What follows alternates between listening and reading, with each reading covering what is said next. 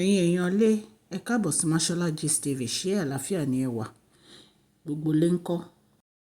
Ẹ kú ọjọ́ Jímọ̀ ìní. Ṣé dáadáa la bá yín? Gist tẹ̀ ni wọ́n ní Olori Temitope wọ́n ní wọ́n sọ fún Naomi wípé àwọn máa take hold o. Wọ́n ní torí Kábíyèsí ò believe àwọn wípé wọ́n trust Queen Temitope lórí nǹkan tó ṣẹlẹ̀ lórí ọ̀rọ̀ tí Kábíyèsí gbọ́ nípa miscarriage tí Queen Naomi ní àti nípa owó 10,000 sì fi ránṣẹ́ lọ sí Singapore nígbà tí Queen Naomi lọ fún Christian Association ní meeting ní Singapore. Wọ́n ní nítorí ìdí èyí pé Olori Temitope ní òun fẹ́ take oath. Wọ́n ní Queen Naomi ní òun ò kì í ṣe ọlọ́run Olori Temitope o, ìpè kan má take oath kankan níwájú àwọn. Ẹ̀yin èèyàn lé òótọ́ ni ọ̀rọ̀ yẹn. Ọlọ́run nìkan èèyàn lè búra fún, kì í ṣe ènìyàn. Ẹ jẹ́ kí a jọ gbọ́ gbogbo gist tèmi. Tó bá jẹ́ ìgbà àkọ́kọ́ ní tẹ̀ ń darapọ̀ mọ́ channel mi ọmọ yín Mashola, mo kí yín káàbọ̀ tí Mashola Gist TV. Ṣé àlàáfíà ni ẹ wà? Gbogbo lé ń kọ́. Yorùbá ni a máa ń sọ lórí channel yìí. A máa ń sọ Yorùbá nítorí àfẹ́gbàgbé àṣà àti èdè wa. A dẹ̀ máa ń sọ fún àǹfààní àwọn ìyá wa àti bàbá wa tí wọ́n gbọ́ Gẹ̀ẹ́sì.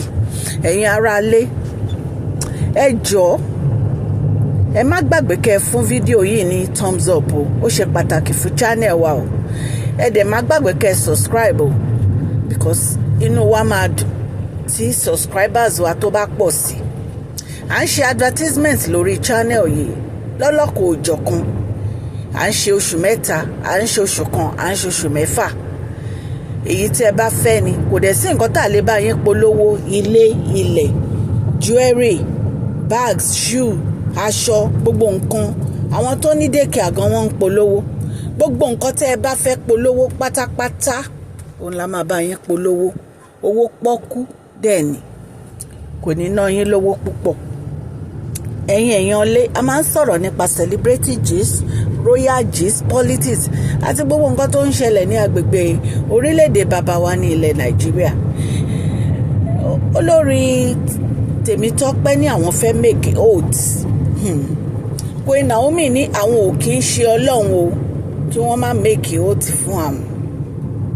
Lóòótọ́ gbogbo wa la ní Olori Temitope èèyàn dáadáa ni wọ́n support àwọn Mariam àti Olori Ronke. Látìgbà tí Olori Temitope ti dénú palace, wọ́n ń ṣe dáadáa sí Queen Naomi àti Kabiiyesi. Gist kan tá a sọ wípé Olori Temitope lọ sí Royal Lekki Mansion, wọ́n lọ súnbẹ̀. Wípé ńgbà tí wọ́n lọ rí Queen Naomi tó lọ bá Queen Naomi sọ̀rọ̀ nípa allegation èyí tí ó jáde lórí ọ̀rọ̀ owó Singapore. Àwọn bàbá Kábíyèsí àti Princess Diola bínú wípé báwo ni Queen Naomi ṣe máa gbà kí Olori Temitope wọ inú ilé yẹn. Wípé Olori Temitope ò ní ẹ̀tọ́ láti wọ inú ilé yẹn nítorí wípé àwọn gọ́gọ́ fúnra wọn ò mọ̀. Wọ́n ní gbogbo àwọn olórí yìí except Dr. Elizabeth, wọ́n ní nǹkan kan náà ní gbogbo wọn. Olori Temitope dẹ̀ ń fi ara wọ́n fi ń sọ̀rọ̀ pé àwọn ò dá sí ọ̀rọ̀ Queen Naomi, àwọn ò pẹ̀lú àwọn obìnrin yìí máa ṣe ìkà. Àwọn ò sí nínú àwọn tó ń ṣèkà. Gbogbo yín náà mọ̀ pé mo like Olori Temitope, ẹ̀yin èèyàn lé. Ṣé ẹ rí ọ̀rọ̀ tó ṣẹlẹ̀ ó ń ká mi lára. Ipe báwo ni Olori Temitope ṣe máa gba cousin sisi wa ACPA. Ìyálé àti ìyàwó nìyín. Ibi tí Olori Temitope ti ṣe mistake nìyẹn o. Báwo lèèyàn ṣe máa gba cousin ìyálé ẹ̀ sí iṣẹ́? Ìyẹn léwu. Ibi tí Olori Temitope tó ti ṣe mistake nìyẹn o. Wọ́n ní cousin wọn yìí òun ló ń líǹkì information jáde tó lọ ń gbé fún Mariam. Nǹkan tá a gbọ́ allegedly ni o. Wọ́n ló lọ ń gbé gbogbo ọ̀rọ̀ Queen Naomi tó bá ti gbọ́, ó lọ ń gbé fún Mariam àti Ashley.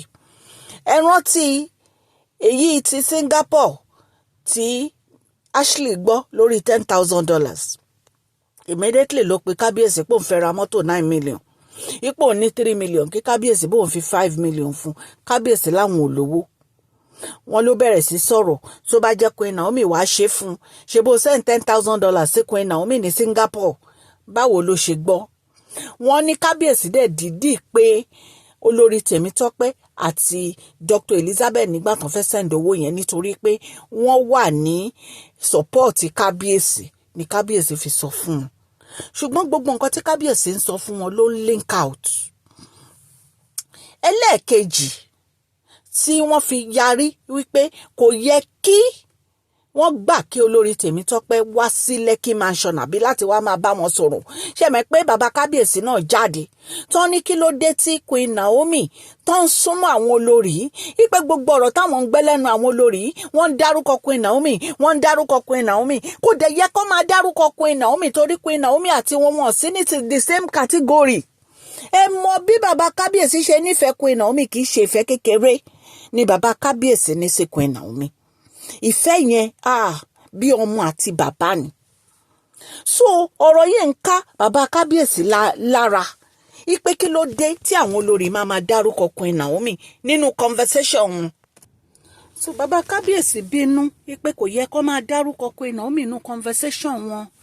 Ẹ jọ̀ọ́ ẹ̀yin olólùfẹ́ mi ẹ jẹ́ kí n polówó ọjà fún collection center store èyí tí wọ́n ń ta bag wọ́n ń ta oríṣiríṣi bàtà ọkùnrin sandal palm Italian shoe wọ́n ń ta bàtà ọmọdé bò láti 14 years ni ẹ̀yin èèyàn lè patronize wọn ní connectionstore@gmail.com.